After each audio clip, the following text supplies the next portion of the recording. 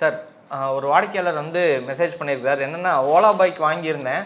அது அடிக்கடி ரிப்பேர் ஆகுது. ரொம்ப கஷ்டமாக இருக்குது. வாங்கினதோட பலனே எனக்கு சரியாக கிடைக்கல. இதுக்காக நான் கன்சியூமர் கோர்ட் போகலாமா அப்படின்னு கேட்டுக்கிறாரு. இதுக்கு என்ன சார் ரெமெடி? கண்டிப்பாக கன்சியூமர் கோர்ட் போக முடியும். அதில் வந்து பார்த்தீங்கன்னா கன்சியூமர் ப்ரொடெக்ஷன் ஆக்ட் 2019 சேம், அதுவும் அதுதான். செக்ஷன் 2 ஆஃப் 10ல் ப்ராடக்ட் லைபிலிட்டி கீழே வந்து கண்டிப்பாக நம்ம புகார் கொடுக்க முடியும். அதே மாதிரி deficiency of service section 2 of 6ல் தரமான முறையில் வழங்கப்படாது. அவங்க இஷ்டம் போல் ஏனந்தானோன்னு பண்ணுறது, அது வந்து கண்டிப்பாக அதுக்குண்டான இதில் நீங்கள் புகார் கொடுக்க முடியும். அதை வந்து முதல்ல முறைப்படி செய்யணும். அந்த முறைப்படி செய்யும்போது தான் நமக்கு அதுக்குண்டான பலன் வந்து கிடைக்கும். நம்ம வந்து அவங்களுக்கு கால் பண்ணியோ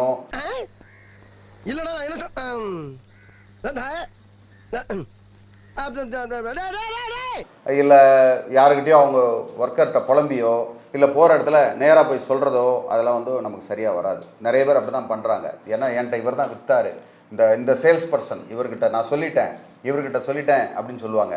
ஆனால் அவர்கிட்ட சொல்லிட்டீங்கன்றதுக்கு வந்து எந்த ஒரு ஆதாரமும் இல்லை. கன்சூமர் கோர்ட் போகும்போது அந்த ஆதாரத்தை எதுவுமே சொல்ல முடியாது.